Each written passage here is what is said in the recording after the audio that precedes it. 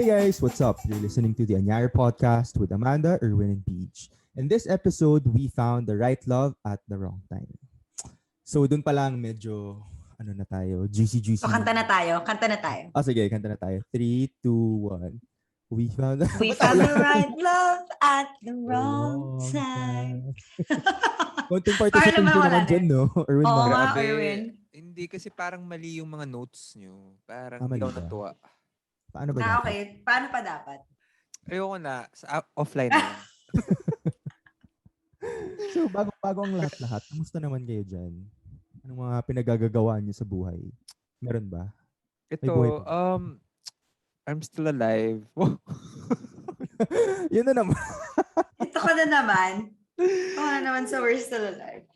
I'm flying out tonight. I've had 2 weeks off and I'm flying out to London tonight. Ooh, She's gonna go to say Big Ben. She's gonna get some water. She's gonna get some water. She's gonna get some I'm gonna make Wingardium Peppa Pig. Leviosa. Do you know I'm how gonna to make whistle? Peppa Pig. Like What's this. listening anyway? Whistling. You put Susie your the lips shape together can't and whistle. blow. Like this. Anyway. Masyado na tayong nag-enjoy. Sige na, punta na tayo dun sa Masyado nang humaba yung pa-joke natin. Hindi, ikaw BJ, ikaw muna. Kamusta ka muna? Ako, kamusta? Okay naman. Ano lang. Ganun pa rin. Same. Work from home. Alam mo yun. Walang bago. I mean, at least ngayon, medyo nag-open na yung mga establishments sa Pilipinas, diba? So, pwede na ulit magpa-gupit. Magpa-gupit. Pwede na Yan talaga yung main concern. Pero beach, Yun yung main 10% pa rin. Like 10% lang. Indoor. 10% of what? Capacity. For example, you have 10 Oh. chairs. You can only have like one. Ipapasara ko yung buong buong barbershop. Paano kung dalawa lang yung upuan? Anong 10% nun? Wala. Dun ka It's sa, called sa lababo. Kalahati lang ng katawan mo. The capacity doesn't include the staff who are there. I don't think so. I think it's part of it, I guess. Like, they have rules on how many can work, ganyan. Talaga. Who's implementing it? Di isa lang yung magtatrabaho. Di siya, kung yung may 10 chairs nga. Oh. Yung staff, Pero feeling ko, 10% capacity. Exactly. Capacity of, capacity ng customer. Pero, hindi naman siguro like capacity ng staff. Kasi kung ikaw na yung magkukulay, ikaw pa yung gugupit, ikaw pa yung magwawalis, ikaw pa, ano ka na lang, Superman ka ikaw na yung nagpakulay sana. Sa sarili mo. Then it's really the wrong time.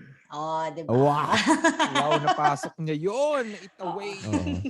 So dahil napasok mo yan, ikaw una kong tatanungin, naniniwala ka ba, Ama? Naniniwala ka ba, Amanda, sa right love, wrong time? Yes. Kasi it's never wrong to love. Whoa!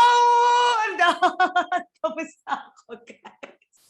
Ang bilis naman. Would you like to expound? Ayoko na. Wala. It's never wrong to love. Like, I mean, there's always, alam mo, pag love mo na yung taong yun, wala ka naman magagawa. Like, love mo na siya eh. Paano kung third party ka? Hindi ba wrong yun? Uy, ibang topic ata yan. May guest tayo dyan. Joke! Same! Uy, grabe kayo. Uy, sino yun? Pa-type naman. Hindi ko kilala. I-PM na lang natin siya mamaya. Joke lang. And then, I think, first question, naniniwala ka ba sa concept ng right love, wrong time? 100%. Like, I believe in it because hindi mo nakokontrol kung sino when you fall in love. And there are times when you just cross paths with this amazing human being, and for whatever reason, it doesn't work out. You're not in the same mindset, you're not in the same stage in life, one of you is heading towards somewhere else, one is migrating, for whatever reason. But the love is still true. The connection that you have is still true. And masaya kahit mahirap, but hanggang na lang muna. Kasi yun lang naman yung tanong, diba? Naniniwala. Hindi pa naman tayo sa anong gagawin mo after. So, ang ganda lang ako. So, yes. Kayo guys. Ikaw, Erwin. Mare. Do we have a Mare here? Naniniwala ka ba sa right love, wrong time? Right love, wrong time. Siguro, yeah, I think so. Parang, I don't, I can't think of a argument that could say otherwise, right? Because at the, parang as Amanda said, maraming iba-iba yung, there are a lot of external factors na pinagdadaanan nyo, you and that person, kung sino man siya. And sometimes, the circumstances really just doesn't align. And as much as you would want to push for it, sometimes you just can't kasi ang daming factors. For example, family, to work, dreams, aspirations that you're not aligned with. So, minsan ganun talaga. And sometimes, some people talaga, after 5, 10 years, even after a month or two, they meet again. And this time, aligned na yung mga ano nila, yung mga gusto nila in life, yung mga possibilities that they were, thinking before. And they live happily ever after. So, ano talaga siya? Swertihan nga. Ika nga nila. Oo, tama yan. Ako rin naman, naniniwala rin ako dyan. Pero parang mas naniniwala ako dun sa right person at a specific period of time. Parang at a specific period of your life. Specific time of Oo, your life. tama. May ganun Ganyan. rin. Gets. Pero pag sinabi kong right person, hindi siya like iba-ibang tao. Kumbaga, right person na right character nung taong yun sa time na to ng buhay mo. That you needed in that part of your life. Oo. Like you needed somebody that would enable you, or you needed someone that would support you. Gets. Kasi parang tayo, pwede naman tayong right person sa isang time ng buhay ng ibang tao, pero pwede rin tayong hindi maging right person. Kunwari, let's say this year and next year. Ngayon, pwede akong maging right person. Next year, hindi na ako right person kasi hindi na kami aligned ng partner ko sa mga gusto namin sa life, sa, alam mo yon, yung mga ginagawa namin, interests, hobbies namin. So, in a way, hindi na ako yung right person sa kanya, para sa kanya. Hindi na rin siya yung right person para sa akin. Kasi iba na yung gusto ko. Iba na yung priorities ko. Ganun. Pero hindi ko siya sinasabi na parang right, parang yung quote and unquote person na magkaibang tao yung kailangan mo for this year and next year. Parang yung totality ng buong tao, yun. Feeling ko, BJ, mas na-experience mo tong right person at a specific period of time. Imbes na tong right at the wrong time. Kaya mas aligned ka dun sa thought of that. Am I right or am I right? Iniisip ko rin kasi parang, I mean, may na-meet naman akong tao na parang love naman siya, pero hindi siya right time kasi hindi kami aligned nung time na yun . Kumbaga, parang nagkasundo kayo, nag-vibe kayo, ganyan. Pero hindi siya makakommit sa'yo.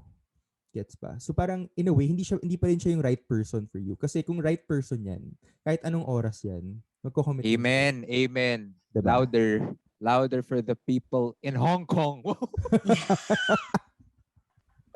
May ano pala tayo dito. May specific target market pala tayo. Pero diba? Sabi ko ba Hong Kong? I'm sorry. I meant Tungchung. Ay, Tungchung. Sorry.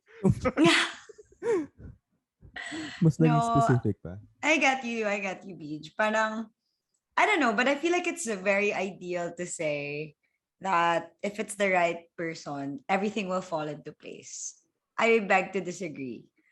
Kasi it's not like that. It's not a fairy tale. Correct. Mas naniniwala ako sa kung mahal mo talaga siya, kung gusto mo, may paraan at may paraan yan. May magagawan mo ng paraan. The cards will not magically align for you. You also have to put in that effort. You'll also need to be willing to make sacrifices. But definitely, there are cases where no matter what sacrifices you put in, maybe there are just priorities in your life that need to be focused on. And that just doesn't allow for the love to prosper, or not even actually mali nga yun for the love to prosper. I feel like right love at the wrong time, mahal mo pa rin yung tao. It can still prosper, you can still grow, but it probably will not go towards a standard relationship na magde-date kayo, magiging kanya, tapos magiging married. Like, you could still be present in each other's lives. You can still talk to each other about work, about your current friendships, about those things. Nandun pa rin siya. Hindi lang siya yung relationship na iniisip mo. Hindi lang siya yung dating na nasanay tayo. And are you willing to string that person along dahil wrong time, pero right yung love? That's my question for you guys. No, because that's selfish. Exactly. Wow. Yeah. For me, parang the right person will choose to grow with you and will choose to adapt to whatever changes that will happen in your life. 'Di ba? Kasi ganun lang naman yung ako personally naniniwala ako na pagdating sa love, hindi naman yan enough na mahal mo yung tao. Kasi there would be times na exactly. Ako. May times na yung partner mo nasa highest or nasa lowest siya. Or pwedeng ikaw rin nasa highest or nasa lowest. Kung love lang yun, hindi siya enough eh. Kasi parang ano ba yung love, 'di ba? Anong gagawin mo? Diba? What is love? Kasi kung love mo lang siya for the sake of like saying na I love this person, parang hindi siya enough.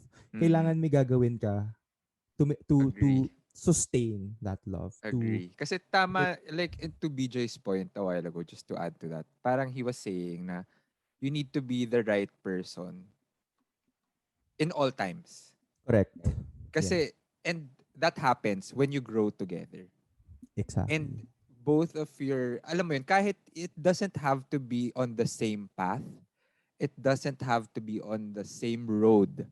You just have to grow and you just have to realize and accept that, okay, this person or my partner is experiencing this and I'm willing to be part of that growth. And my part, and personally, I'm experiencing this growth or changes in my life. And my partner is willing to be with me during these times. So I guess that's how you become the right person in all times. Kasi kasi pag tama rin si BJ that there's a point na parang talagang divergent na yung roads nyo, na parang ito yung gusto niya and you can't find the common ground. And if you can't find the common ground, like you can't compromise, then hindi na talaga kayo the right person for that particular time. Maybe it's time to let go na pag dumating na sa point na yun. Exactly. But I feel like kung the point that you guys are coming across right now of being the right person at all times or in all times, despite anything, I think this is more applicable to couples who were initially right person, right time, tas naging wrong time.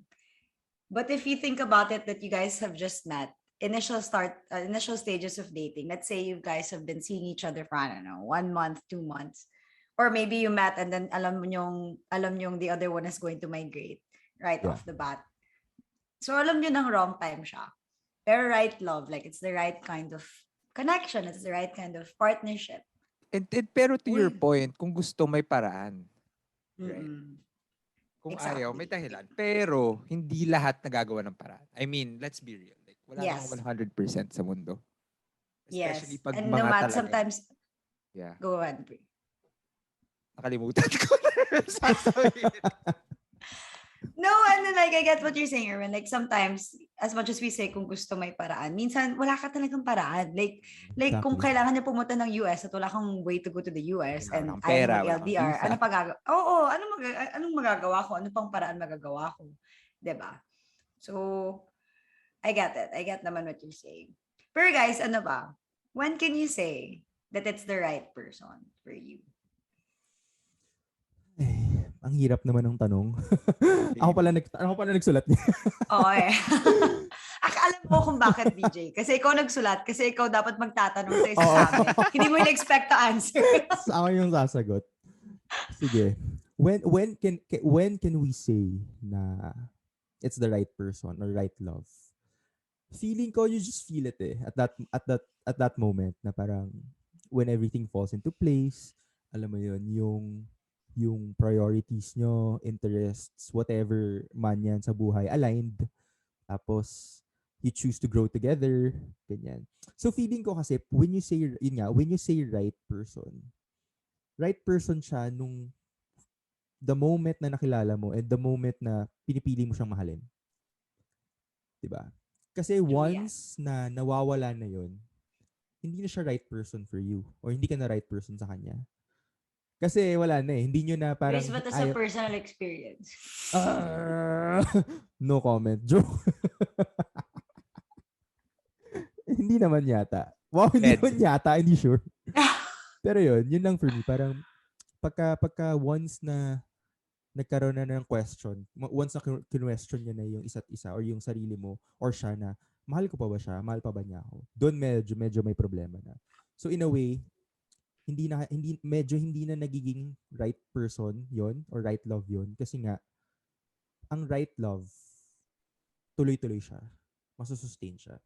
Alam mo, BJ, may question ako sa'yo. Kasi sinabi mo ngayon, when can you say it's the right person? And sinabi mo, like one part sinabi mo, pag kine-question mo kung love ko pa ba siya? Love pa ba niya ako? So, required na love ka rin niya back for him or her to be the right person? Good question. Wow. May sagot ako. Wow. Sige. habang nag-iisip ako, ikaw muna. So, yung tanong ni Amanda, I think it depends on your end goal. Diba? I mean, at the end of the day, if this person is really, if this person is someone you want to be your partner, then the love should be reciprocal. It needs to go both ways. But if it's just love, love from afar, love, I care for you. I care so much for you that it hurts. And parang wala namang, and there's no outlook that you would be together. Then I guess it's fine. Na parang it's really the person that got away. Parang magiging thought. Para sa aming mga sawi. Para diba? Sa aming mga sawi. I mean, that's how, I don't know if it's just very simplistic of me to think about that. But it really, I mean, love at the end of the day, if your goal is to find a relationship, to share your life with someone, then the love should be both ways. Yeah. But if it's just love that you would want to share or would you want to shower to someone and without you expecting anything in return, then I mean that's fine. Pero who would want that, right? You giving love, you giving so much, but you're not getting anything in return. Selfish as it may seem, but that's just life. Na parang you just couldn't give. At the end of the day, we are creatures of desire, of needs and wants. Diba? Yeah. Oh shit, ngayon ko lang yung nauwisip. Pero iniisip ko rin, kasi parang for us to say na right person tong taong to, meron tayong hinahanap, di ba? So for us to, check the boxes na sa checklist natin na, ito ganito siya, ito ganyan siya. Doon natin masasabi na right person siya. Pero kung sinabi mo na enough ba na one way lang yung love, so ibig sabihin kung hindi niya ako nila-love, malamang hindi siya part ng checklist ko. Unless part siya ng checklist mo, edi pwede pa rin. Pero kung hindi na, parang hindi na for me. Ikaw ba? Share ko lang. I recently went on a date and then out of nowhere, hindi naman out of nowhere, but basta tinanong niya ako. Sabi niya, so Amanda, what are you looking for? And parang I was so stunned. Like, I wasn't ready to answer this question. And I haven't really given it much thought. And parang sabi ko, bakit parang in-interview ako? I felt so, caught off guard. So parang sabi ko, ikaw muna sumagot. Like, I want to hear what you have to say. So sabi niya, well, gusto ko yung susunod na girl na makilala ko. Siya na talaga. Siya na yung the one. Siya na yung papakasalan ko. Ganyan. So, okay. And then, nung tinanong niya ako, parang sabi ko, alam mo, I was talking to Erwin about this just last night. I reached an epiphany. Parang, I think, in the dating. Gospel of Amanda. Oh. Welcome, everybody, to my preaching. Joke lang. No, okay. I think when we were young, and we still are, but like dating at a young age, or like what was fed into our heads was that you date because you're going to meet Prince Charming. You date because you're going to meet the love of your life. You date to get married, to have that whole long-term relationship, etc., etc.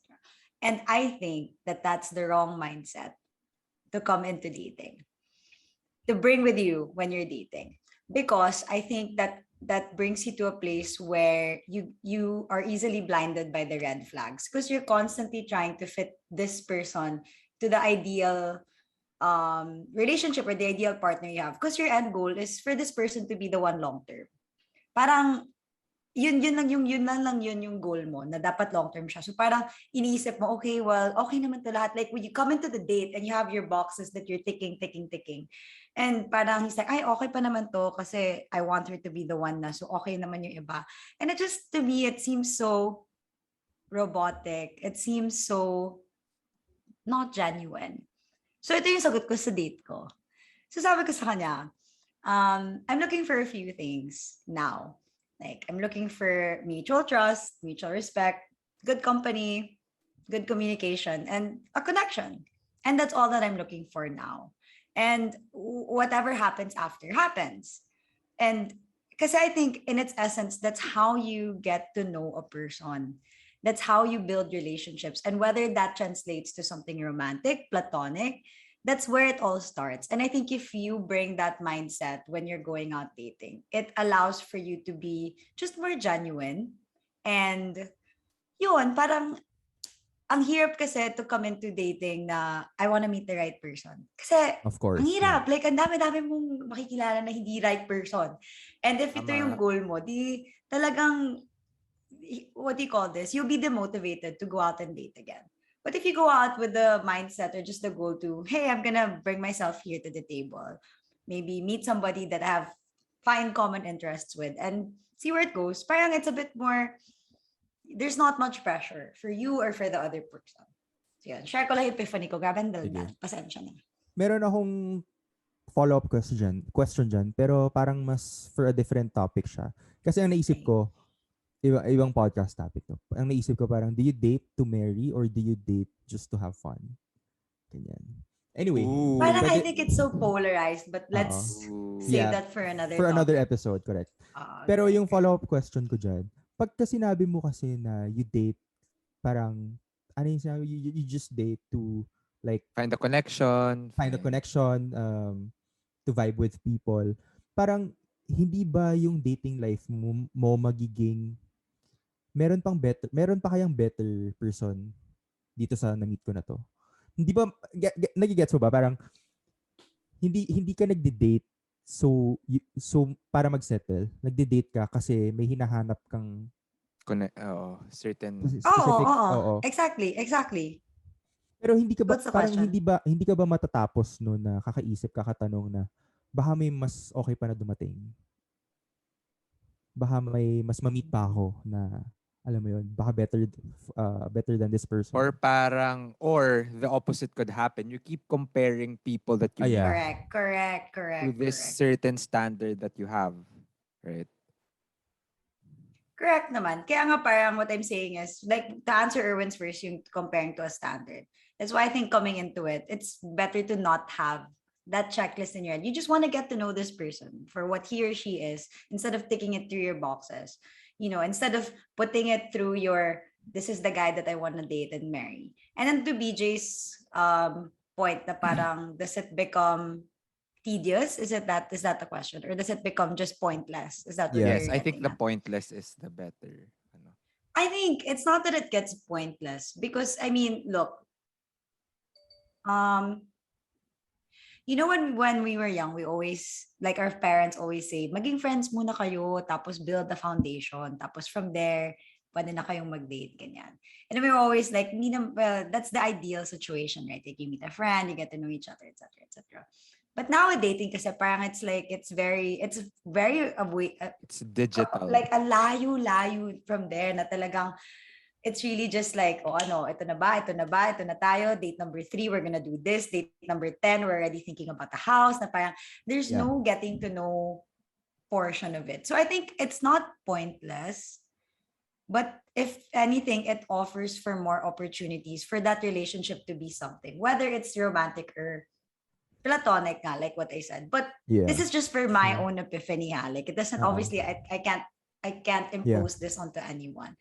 But for me, at least with the dating scene in Hong Kong, this allows it to have less pressure for myself. And also, to whoever I'm dating. Parang it's just like, Sige, i-reserve natin yan sa next topic natin. Guys, react lang ha. Comment lang kung ano sa akin. Hindi naman ako magagalit. Actually, gusto ko nga pag-discuss. Oo, nagbabasa kami. Actually, mag-reply na kami, promise. Na-joke na. We should be replying. Busy lang po kami, guys. So going back to our topic, right person, right love, or at the wrong time. So paano nyo masasabi na wrong time siya? Ano yung mga situations, instances na masasabi nating wrong time? I think there's like a level of maturity that you guys both have to have. You're in the same stage of your life, like whether it's okay, we're still here, we're still young, let's have fun, not so serious, casual, or you want it to be exclusive, he's ready to commit, ito nga sinabi Yeah. natin, or you guys are in the stage na guy wants to have kids na, girl doesn't want, guy wants to get married, girl doesn't want, ganyan. Or also there's like yung mga career driven, like are you ready to be second to my career? Are you happy with that? Not even second na, minsan you're third, fourth, kasi syempre nandun yung family. Kayo ba, have you experienced like, or not even just you yourself, but have you had friends that you know na parang alam mong bagay talaga sila ng partner nila, pero for whatever circumstance, hindi naging sila? I can think of one. Ako parang, no, I think to answer BJ's question first. Basically kasi when you come into the date or if you meet a person, you would always already have, as much as you don't want to have a checklist, you would always bring with yourself the non-negotiables. And as Amanda said, if you're not okay with my non-negotiables, for example, career, right? I think that's one of the more that's one of the more prominent things now because women are very much empowered lately and they get to do what they want and as They I'd should. like, right, and as they should, and I'd like to see that opportunities are also evening out for women. Dati you'd never believe na women can do this, that, and now they're able to do it, and that's great. Pero nga sometimes, di ba, there are certain people or some certain guys that couldn't take it na parang my wife earns more than me or my girlfriend earns more than me or body po. That's just a very bad example, right? But as long as you're not okay with the non-negotiables, kahit the love is genuine, kahit the love is pure, pero pag may certain something, wrong time yun for me. Like, wala. It wouldn't work. Same ako kay Erwin. Parang for me, wrong time na siya. Once the person or once the partner starts or decides not to compromise anymore. Oo, exactly. Yun. Pero hindi siya mean ha, hindi siya rude.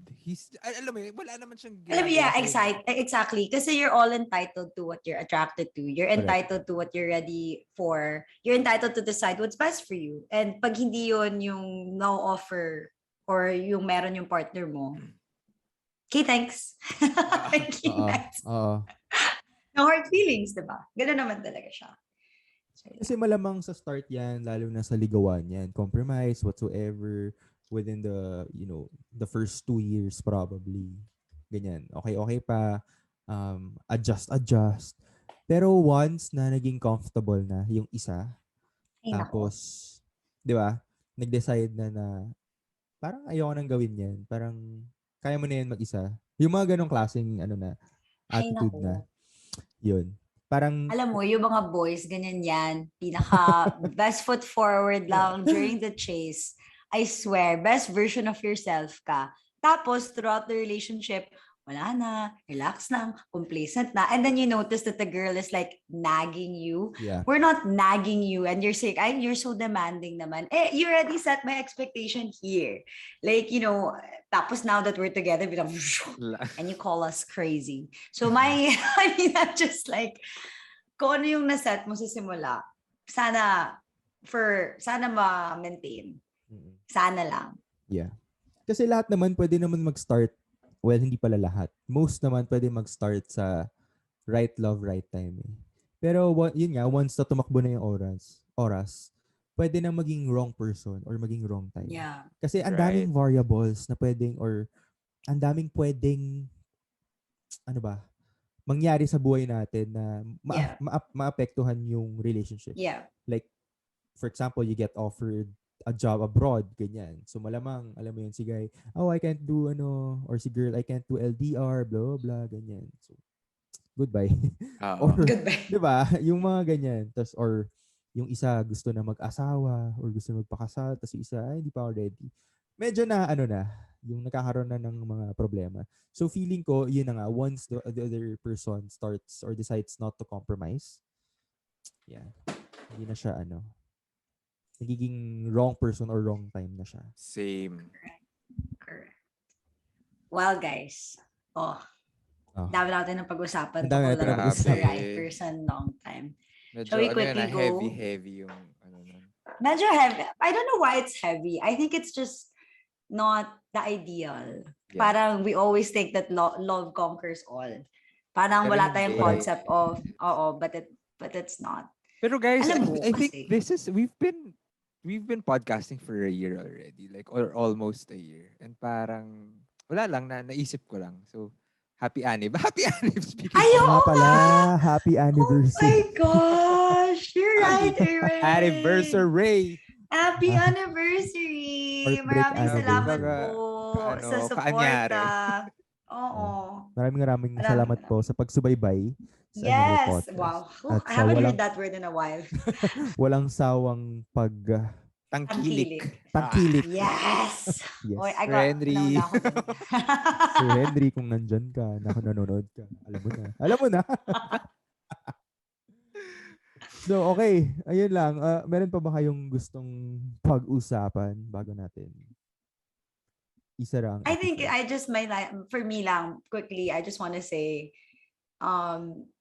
for girls out there, I think it's a hard pill to swallow once you exit the fairy tale world we live in. Because we grow up with meeting Prince Charming, getting treated as such and such. And when you're in an environment with your close friends, with school and uni, but when you get out there and you're outside of your normal circle of friends and people, it's hard. It's a hard pill to swallow, honestly. And especially sa mga daddy's girls dyan, tulad ko, talagang you really feel like, my God, like this is the best man in the world, and you're constantly looking for that. And when you don't find that, it's frustrating. I guess gusto ko lang sabihin sa mga girls dyan, maraming love. There's so much love to find in the world, and it's not from a guy most of the time. Pag meron, wow, that's great. Pero don't give up, and don't wait for the fairy tale. Make your own fairy tale. Yan. Wow. Fairy tale raw. Yan. Na si Cinderella. Ako siguro may one-liners. Hindi naman one-liner, pero marami akong as always. Pero kasi for me, enjoy love, give love, receive love, but don't let love consume you. So, that's for me. Okay, for me naman, don't be scared of loving. 'Di ba? Kasi wala mangyayari kung ano man yung kailangan mangyari at kung mangyayari. So just enjoy, just be yourself, be kind, be considerate, be selfless. Hindi naman be selfless, pero know when to be selfish and know when to be selfless. But Gavin, I like that beach. Never be afraid to love. Never be afraid to say that you love someone. Because it's alright. Yun lang. So, I guess it's been another episode with the Anyare Podcast. Amanda, Erwin, and Beach. And we'll talk to you guys again. Or yeah. Hindi ko alam paano i-close. Bye, guys. Like, subscribe. Bye, guys. Bye. Like, subscribe. Bye. Bye.